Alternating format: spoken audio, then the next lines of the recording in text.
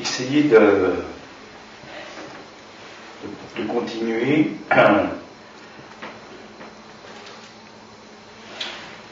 d'avancer, de continuer dans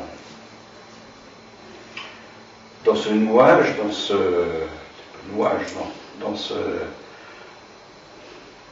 dans ce qui fait qu'on peut considérer l'inconscient, ce qui permet qu'il y ait ce que l'on appelle un acte analytique, et non pas la psychanalyse, c'est trop court. Un acte analytique, et puis ce qu'il en est d'une création artistique.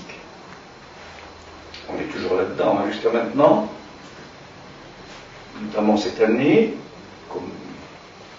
de par ce qui m'anime, on est resté essentiellement au niveau de la voix lyrique.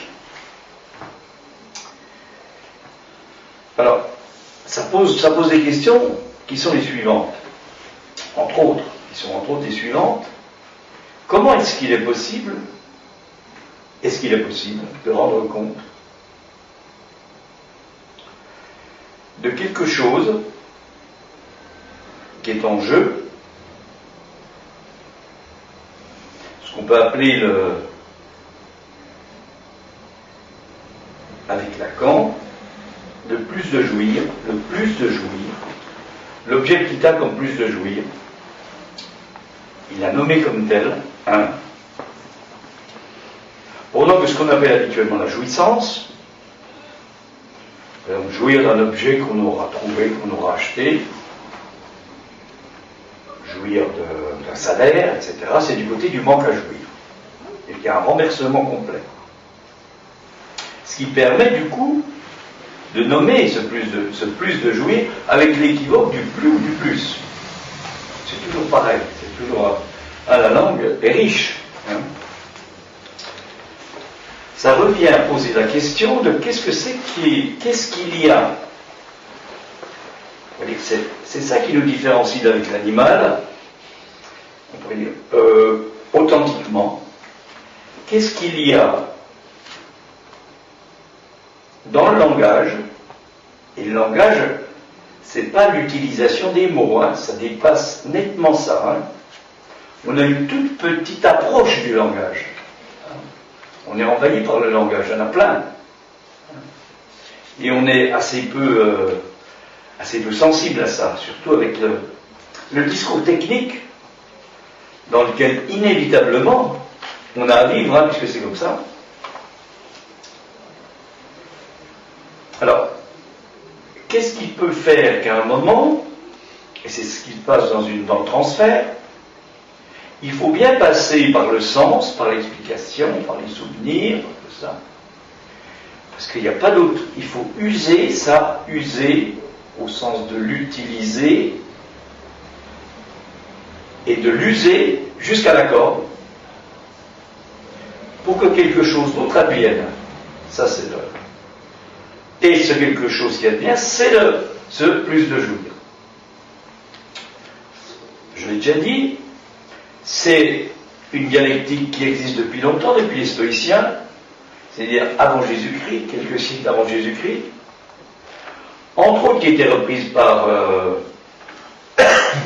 Saint Augustin et d'autres. C'est dans le christianisme, hein. La jouissance, ce sera après, ce que développe Saint Augustin, après la mort, la vie éternelle. Et la science ne prend pas en compte ça, puisque, comme je le disais la dernière fois, la science, elle se définit comme cette capacité du savoir à pouvoir rendre compte de tout. Pouvoir tout expliquer, donc tout guérir. Il n'y a pas du tout à lui reprocher parce que c'est ça. Hein, notamment depuis les Lumières. C'est-à-dire que c'est ça, c'est tout le domaine de la pensée. Plus ou moins élaboré. Bon. Or, si on n'est pas pris complètement dans le déroulement de l'histoire, J'insiste, il faut l'utiliser. Quand on parle, inévitablement, on parle en fonction du déroulement de l'histoire. C'est pas possible de faire autrement, c'est-à-dire que notre pensée nous fait ce qu'on appelle associer, on va dire, pas librement du tout, on croit que c'est libre, mais c'est pas libre du tout, et que les mots, le son, quelque chose qui, autour de nous on tourne, ça, hein, on n'arrête pas de tourner en rond. L'important c'est de réduire progressivement le rayon ou le diamètre, et qu'on fasse des tours progressivement c'est une image bien sûr, de moins en moins conséquent. Et puis il y a bien sûr des symptômes parce que dans ce fonctionnement de la pensée et de l'utile, eh bien, il y a quelque chose en nous qui n'est pas d'accord avec ça, justement cette dimension du rapport à la jouissance. Bien sûr, la jouissance, c'est pas l'hédonisme, c'est pas le plaisir, hein. Ni même la jouissance sexuelle, génitale, ce qu'on appelle habituellement. C'est pareil, c'est un tout petit quelque chose de ça. Hein. Bon, donc, jusque-là, peut-être pas tout à fait quand même cette dernière fois, que j'ai parlé un peu de l'amour courtois, c'est-à-dire ce quelque chose qui survient au début du XIe jusqu'au début du XIIIe siècle. Rien du tout ne permettait que ça arrive. Rien. Et heureusement. Donc c'est l'effet de surprise, d'autant plus que c'est mis en place par un Guillaume de Poitiers qui est un véritable bandit. Hein. Bien sûr, c'est un seigneur, mais c'est un bandit. Hein. Il cautionne, il achète, il fait bon, etc. Et un jour, on va dire ça, mais personne ne peut dire ce qui s'est passé, il est arrêté par quoi? Pas spécialement par une femme comme ça, etc. Ça, c'est nous qui sommes dans notre logique actuelle. Comme dit Lacan, la femme qui n'existe pas, ça n'empêche pas effectivement qu'on la veut absolument. Donc cette idéologie de la femme, pas une femme, hein, la femme. Hein. Bon, il est arrêté, et la preuve qu'il est arrêté, on peut dire, c'est quoi? C'est pas ce qu'il dit, c'est qu'il va entrer dans une création poétique. Et ça va donner ce champ poétique qui est celui des troubadours. Bon. Et puis, ça va se développer, etc. J'insiste bien sur la dimension poétique, hein, c'est pas du tout un truc comme ça qui est lié au sens. Hein. Puisque la dame en question, on va même l'appeler, évidemment, on est dans une langue qui n'est pas la langue qu'on parle actuellement, hein. On va l'appeler Midom, Monseigneur. Donc, la dame en question a perdu toutes ses particularités. Maintenant, on en est à dire, vous avez vu ça maintenant, on ne peut même plus appeler mademoiselle, enfin, je crois que c'est comme ça, hein. Madame, on est complètement dans le sens, dans le truc, etc. Bon. Donc là, on met un nom qui n'a plus rien à voir avec toutes les caractéristiques du voir, justement, du penser, de la pensée. La pensée, ça vient du voir. C'est celle du miroir. Bon. Mais enfin, il faudrait le définir, mais je ne vais pas partir là-dessus maintenant. Bon. Donc, la question qui se pose par rapport, la question que nous pose l'amour courtois, c'est est-ce qu'il est possible, ah oui, la réponse est oui, évidemment, puisque justement ça existait pendant un certain temps, puis ça disparaît. Un peu comme un Mitterrand. Bon.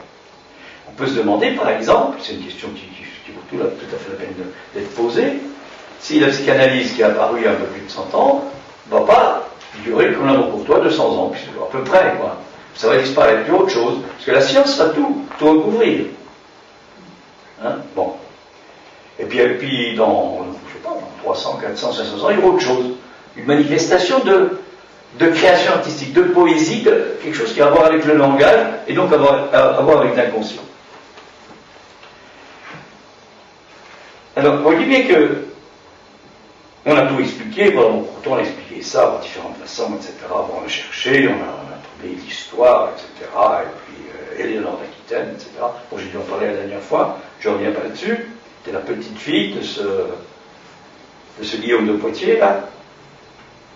Et l'idée l'idée, c'était quoi? C'était d'obtenir la faveur, Gnade en allemand, puis après ça partir un peu partout, un don, une faveur très, très mystérieux qui s'appelle le don de merci.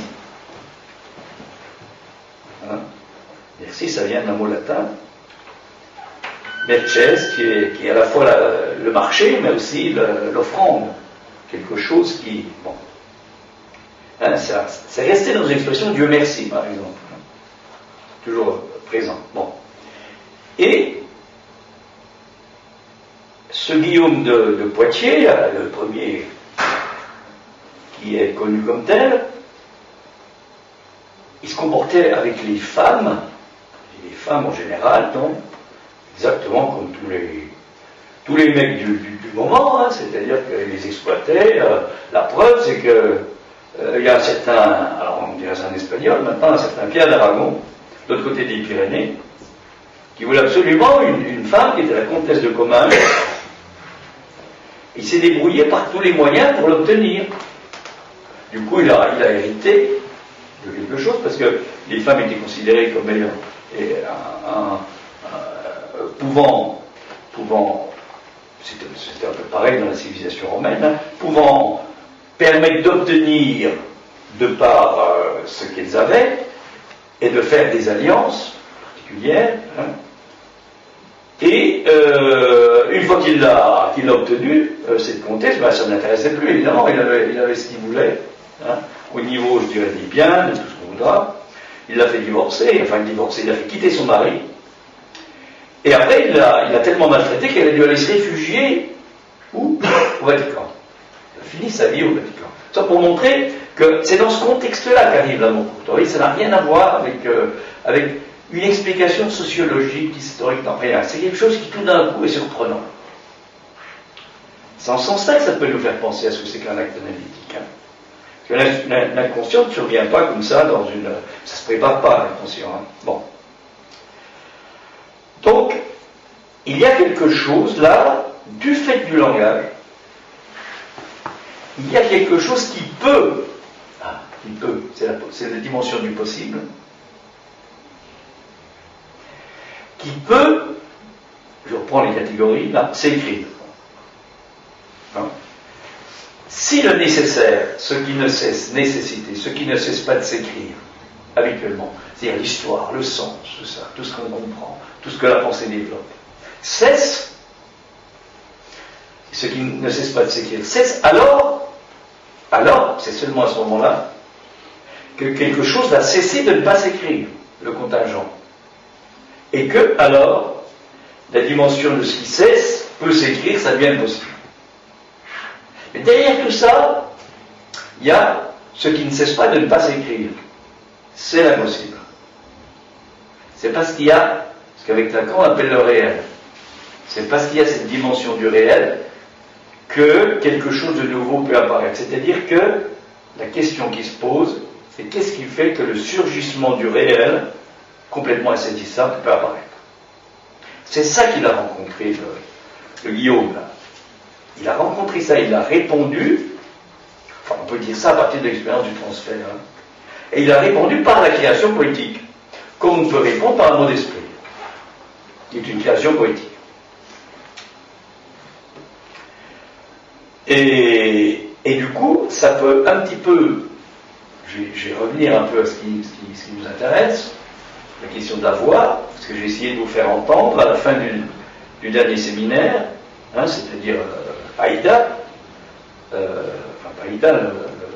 Radames, chanté, interprété par Domingo, l'importance de cette voix de ténor. La voix de ténor, c'est, comme toute voix, on va dire, il y a trois caractéristiques. Hein, c'est la brillance dans les aigus, la puissance dans le médium de la voix, puis la largesse dans les graves. Et c'était assez bien interprété par Domingo, pour autant que il a une couleur particulière quand même de voix, parce que c'est pas un ténor léger, c'est pas tout à fait un ténor dramatique non plus, il est entre les deux, mais il sait très bien faire le ténor dramatique quand il le faut. Il est tellement doué, il a 50 ans, enfin, quand on l'a entendu, il a 30 ans d'expérience, donc il sait comment se débrouiller avec les lèvres, etc., grossir la voix, faire quelque chose éventuellement qui soit moins légère, ou plus légère à certains moments. Tout ça, ça s'ordonne à partir des muscles, enfin, de l'abdomen, hein, pour régler la pression respiratoire, de telle façon qu'arrive sur les cordes vocales et se réfléchissent au niveau du palais, le plus en avant possible, quelque chose qui est cette vibration sonore qui va donner le son, évidemment, c'est-à-dire le brillant, par exemple. Enfin, tout ça, je ne vais pas rentrer là non plus là, parce que je ne veux pas partir du côté de ce phénomène-là. Mais, néanmoins, si vous écoutez, par exemple, Domingo, si vous écoutez un autre interprète, qui a plus ou moins de brillant, on peut se poser la question, qu'est-ce que la voix de Domingo peut transmettre que ne transmet pas la voix d'un autre ténor? Alors on peut déjà voir la couleur. Par exemple, on va voir que pour certains, dès qu'on arrive à un certain niveau, c'est au niveau du La à peu près, la naturelle, il n'y a plus de brillance, la voix devient blanche. Hein, c'est que les cordes, elles ont déjà pris un bon petit coup. Hein. Bon. Alors ça c'est une première, mais c'est plus compliqué que ça encore. Là on reste dans la technique, on reste dans quelque chose d'assez technique. Hein. Néanmoins, le brillant, c'est une énigme quelque part. Puisque quand on a goûté au brillant, c'est compliqué après de goûter des voix où il n'y a plus de brillant. Voilà. Mais c'est logique, c'est dans le mot. Hein. Ça brille, hein. C'est pas, hein. Bon. Sauf, ce que je disais, je pense, la dernière fois, une fois avant, sauf si la voix c'est fait pour endormir d'une certaine manière, pour faire plaisir, quoi. Le brillant, c'est plutôt du côté du réveil que du côté de l'endormissement. Bon, l'hypnose. L'hypnose, ça veut dire quoi? Oh, qu'est-ce que c'est beau! C'est ça l'hypnose, hein. C'est pas du tout dormir complètement. Hein. Quand je dis dormir, je veux dire qu'on n'arrête pas d'être endormi. Hein. Alors, on pourrait dire que les moments où on se réveille, on en a une expérience, c'est quand on fait un cauchemar. Voilà. Le cauchemar, c'est le moment du réveil. C'est que la pensée n'y veut plus rien. Et je sais si c'est compliqué après pour en sortir. Hein. Mais c'est ce surgissement du réveil, le réel. Voilà. Le surgissement du réel, c'est le réveil. Et c'est quand la pensée n'est plus, est complètement dépassée. C'est quelque chose d'important. C'est quelque chose de très important. Et je vous ai déjà dit un mot là-dessus. Je pense que c'est ce qui, un jour, personnellement, m'a mordu dans l'interprétation de la musique de Mozart. Quelque chose de bien particulier, qui est le Don Giovanni, bien sûr parce que la musique est assez extraordinaire, notamment le final, mais peut-être sans doute aussi parce que dans mes références, il y avait cette dimension du péché, du christianisme, du catholicisme, de tout ça, de l'enfer, tout ça. Ah, puisque c'est ça, Don Juan. Hein. Don Juan, ça apparaît d'autant plus, Molière, c'est génial, puisqu'il arrive à se débrouiller un peu mieux avec ça, mais c'est simplement ce que l'on appelle, ce qui a été décidé au Concile de Trente, au milieu du XVIe siècle, 1545, 30, 60, c'est-à-dire la question de l'impénitence finale, c'est-à-dire qu'on ne peut pas attendre le dernier moment pour se mettre en accord, pour justement jouir de la vie éternelle. Il faut absolument que justement, on n'use pas trop des choses, hein, ou alors si on en use de la bonne façon, comme on nous a appris, tous, plus ou moins, hein, ça c'est toute la dimension de l'éducation religieuse ou laïque, hein, de telle façon qu'on respecte un certain nombre de choses hein, dans notre rapport à l'autre. Et peut-être effectivement, enfin, dans le christianisme, et notamment dans le catholicisme, c'est assez évident, mais ça ne dit pas comment ça marche. Hein. Ça ne dit pas comment on fait, hein. C'est pas du tout l'histoire de la croissance, là, hein, pour le coup. Hein. Qui est la tartare avec l'élection présidentielle, c'est pas du tout ça. Hein. Bon. C'est la grâce. Voilà. Le coup de magie, c'est la grâce divine l'amour de Dieu qui va régler le problème. Ce qu'on ne dit pas, c'est pourquoi Dieu a besoin de notre amour. Ça. C'est-à-dire, qu'est-ce qu'est Dieu? Et si Dieu, c'était justement uniquement l'être, la partie de l'être de nous-mêmes, dont on avait besoin pour se soutenir? C'est une vraie question. C'est pour ça que ça marche, entre autres. Puis si ce n'est pas le Dieu chrétien, ce sera autre chose, hein, c'est pas un problème. Alors, Freud a touché à ça, directement ou indirectement, par la question du Père. Parce que c'est ça, Dieu c'est le Père, la question du Père, hein, l'amour du Père. Et Lacan, lisant Freud, va insister sur le fait que le Père, finalement, c'est quoi? Ben, c'est insignifiant. C'est-à-dire que ça n'a rien à voir avec le sens et la signification. C'est pas la figure paternelle. Il en faut sans doute une, hein, c'est pas le problème. Hein. Donc c'est dans le langage, voilà. Hein, comme il dit, l'ordre familial, c'est quoi? C'est que le père n'est pas le géniteur. Oui, la science là. Hein. Et que d'une part, le père n'est pas le géniteur, et que la mère, c'est quoi alors la mère? Ah oui. La mère, c'est ce qui va contaminer la femme pour le petit homme. Et comme il ajoute, justement là-dedans, en télévision, le reste suit. On est tous là-dedans. Hein, tous là-dedans. Vous voyez que la question du rapport entre un homme et une femme, c'est compliqué. Et ce qui se passe donc au niveau de l'amour courtois, qui va être un petit peu repris après, vous avez sans doute un peu touché à ça, par le biais des précieuses ridicules de Molière, et par le biais des précieuses, et ben ça va être l'art de la conversation. Voilà. On reste à une distance, puis il y a la carte du tendre, il y a un parcours à faire pour aller à tel ou tel endroit. Il y a des étapes, c'est défini. Parce que l'amour courtois, ils vont arriver à très codifier les choses. Bon. Et dès qu'on codifie, on n'est plus dedans, on est dans autre chose. Alors, je reviens à la question de la voix, puisque on peut dire ceci. Ce que transmet la voix, c'est pas ce qu'elle apprend, ce qu'elle transmet, hein, comme transfert. Hein.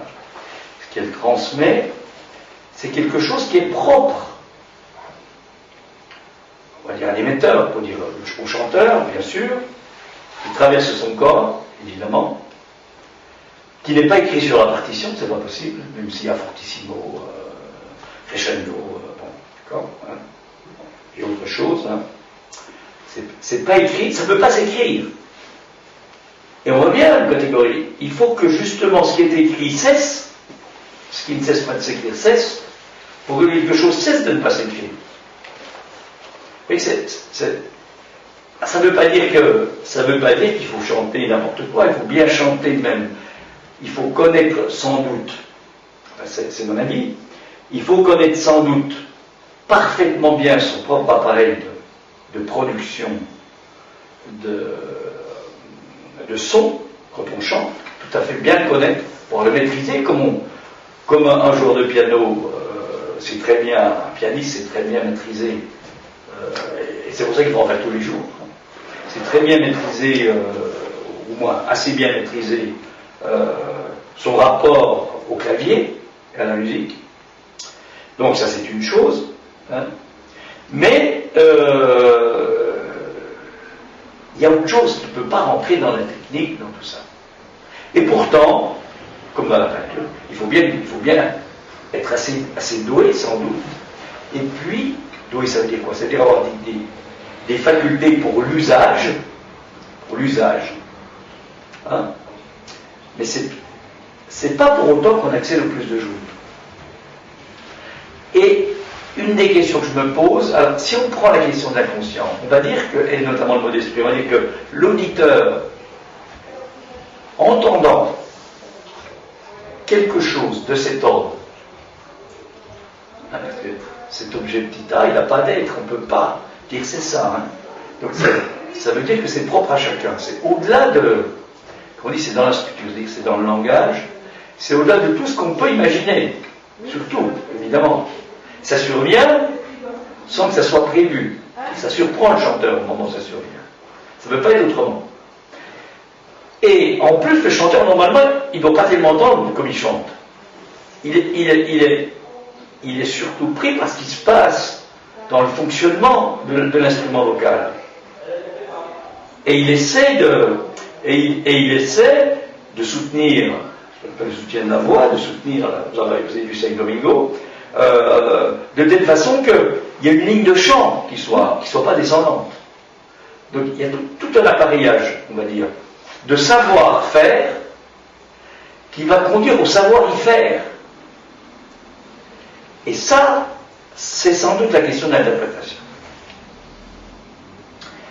Et ça ne peut pas, et pourtant, on peut penser que toutes les formations habituelles, toutes les mises en scène, peut-être, peuvent viser à réduire cette affaire-là. Puisqu'on va en rajouter du côté de ce qu'on voit, par exemple. Hein? Et on a besoin aussi, nous, de ça, parce que l'opéra, c'est aussi ce qu'on voit. Vous voyez la complexité des choses par rapport à ça. Alors, c'est effectivement quelque chose qui existe, je pense, depuis toujours. On peut trouver ça, ah oui, dans les grottes, hein, ce qu'on retrouve comme peinture, hein, sur les grottes, donc la préhistoire. On sait que les humains qui passaient par là, ils dessinaient quelque chose, et puis après ils dessinaient dessus. Et puis après il y a encore qui dessinaient dessus, ce qui fait qu'on voit bien que c'est pas du tout une logique où les choses peuvent se dérouler comme ça, dans une compréhension. Il y avait une dimension subjective qui était celle de celui qui partait en direction de la paroi et puis qui se mettait à faire quelque chose, à gribouiller quelque chose sur la paroi, comme quand on parle, on essaie de bafouiller, c'est un peu pareil. Hein. Et puis, il y a ce que ça pouvait objectivement, on va dire objectalement, en regard de l'objet, constituer pour quelqu'un qui pourrait un jour être arrêté par ce qu'il voit. C'est important de dire que ça existe depuis qu'il y a de l'humain, quoi.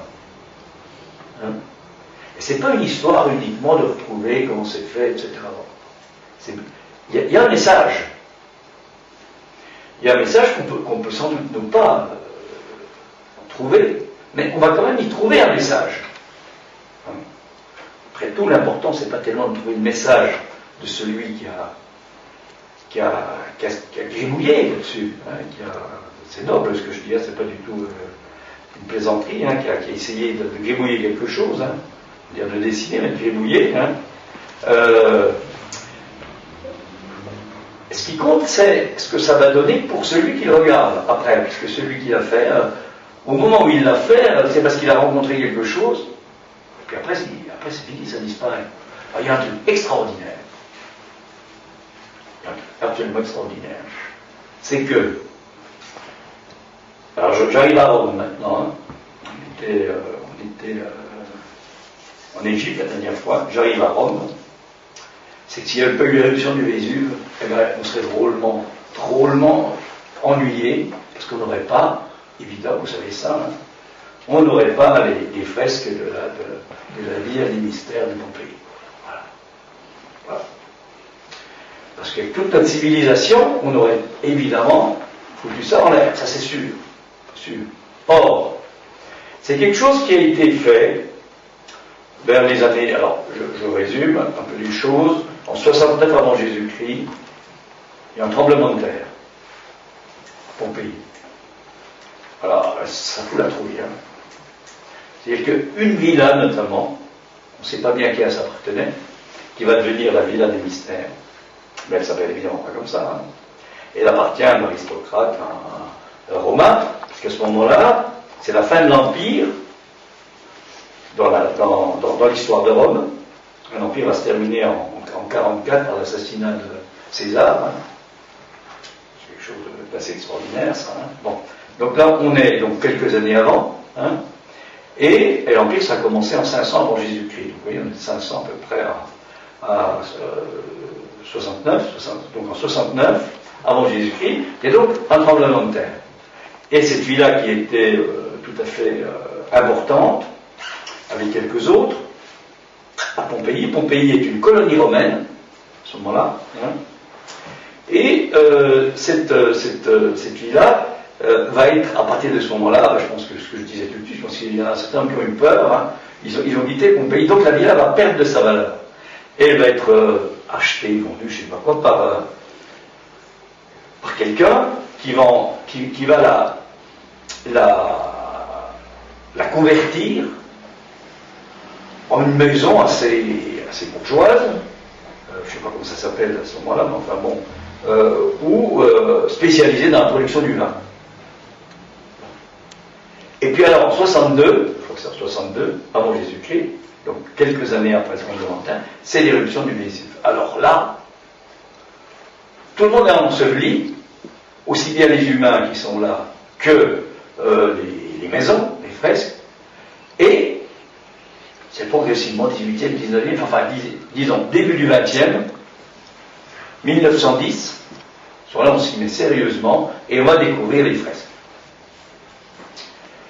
Et on va être stupéfait effectivement parce que la grande fresque de la Villa des Mystères, on va l'appeler la Villa des Mystères, à ce moment-là, je vais vous dire pourquoi. La grande fresque de la Villa des Mystères est importante et surprenante parce que elle rend compte, elle rend compte de quelque chose qui avait été interdit par le Sénat romain en 183 avant Jésus-Christ, donc un peu plus d'un siècle avant, qui s'appelait le scandale des bacchanales. C'est-à-dire que le Sénat, les lois, c'est que c'était très structuré, hein, les Romains, c'était vraiment, avaient eu peur de l'envahissement. Ça, c'est lié au fait que les Romains ont colonisé la Grèce, l'envahissement du culte de Dionysos. Et donc, il va résulter de ceci le fait que ils ont eu tellement peur qu'ils ont interdit la pratique de l'initiation au culte de Dionysos. C'est à peu près ce qui se passait à Éleusis en Grèce, hein, et à d'autres endroits. Hein. Et là, il y avait le fait que celui qui avait été initié à Éleusis, finalement, il pouvait alors jouir de la vie après la mort. C'est comme ça que c'est raconté. Alors, c'est quelque chose d'assez important. Et certains Romains ont continué à aller à Éleusis, et pas des moindres, Cicéron, son ami Atticus, Marc-Antoine, c'est Cléopâtre, hein, c'est celui qui va être battu par celui qui l'a battu, hein, Actium, hein, après. Hein. Et c'était très important d'être initié, mais sans doute il valait mieux aller en Grèce pour être initié que de faire ça sur le territoire romain. Enfin, quoi qu'il en soit, ça travaillait quand même beaucoup les Romains, cette affaire-là. Et après l'interdiction du bacchanal, on appelle ça moins 183, c'est-à-dire, ou 186, je ne sais plus, c'est-à-dire en 183 avant Jésus-Christ, progressivement il va y avoir. Or tout ça, ça passe par les femmes. Pourquoi ? Parce que, je dirais c'est bien connu, ce sont les femmes qui entendent l'appel de la flûte de Dionysos. Et donc, pour nous, maintenant, ça nous permet de penser un peu, non pas les femmes en tant que telles, hein, mais la dimension du féminin. Qu'est-ce que c'est que le féminin ? Dans ce rapport, que je n'arrête pas de vous dire de la structure, c'est-à-dire du rapport au langage, et non pas dans le rapport anatomique. Hein? Alors, bien sûr, j'ai envie de dire quelques mots encore, puis je pense que ce sera pour la prochaine fois qu'on fera j'ai quand même montré un peu quelque chose là. Il y a donc, ça s'appelle la Villa des Mystères, parce qu'il y a bien sûr, il y a le mystère de l'initiation au cycle de Dionysos.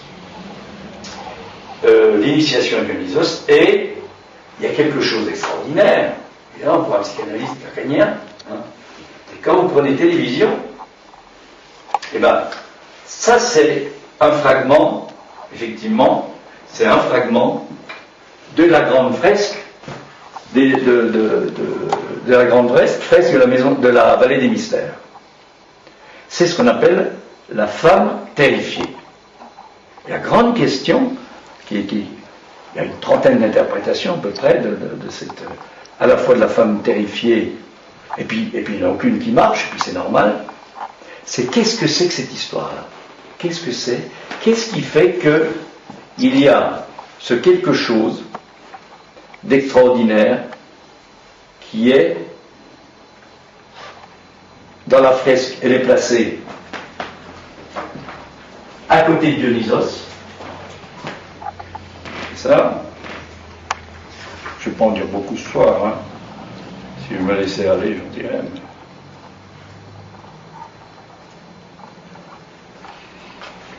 Alors l'intérêt de la fresque, c'est qu'on ne peut pas la lire comme ça de droite à gauche, hein. C'est un peu comme un rêve. C'est pas facile, hein, parce que ouais.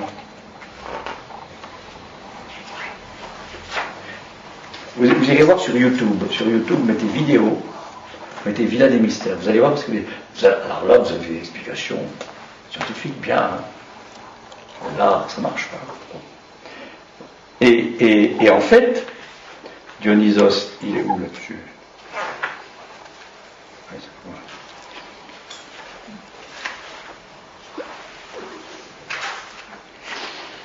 Eh bien, il est parti. Voilà. Voilà là. C'est bien important. Donc voilà la femme terrifiée.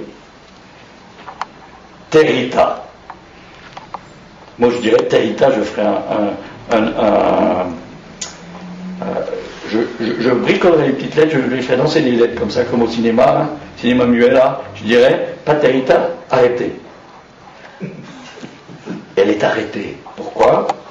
Ça, c'est le mystère. Il y a Dionysos qui est là, il y a Apollon qui est là. Et elle est arrêtée par la rencontre de Dionysos qu'on appelle l'enthousiasme. Et en fait, on peut se demander pourquoi elle est arrêtée. C'est ça la vraie question.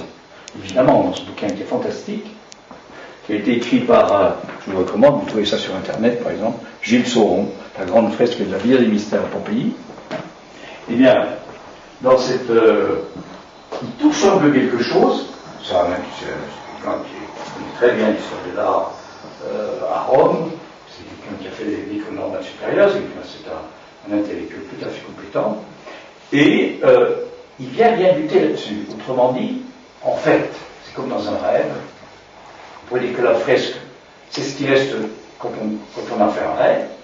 Alors on parle, on prend des morceaux, etc. À droite à gauche, on dit voilà, ça me fait penser à ça, etc. Voilà. Puis à un moment, pof, on tombe sur quelque chose, et ça réinterprète la totalité du rêve autrement. C'est un peu ça, la femme terrifiée.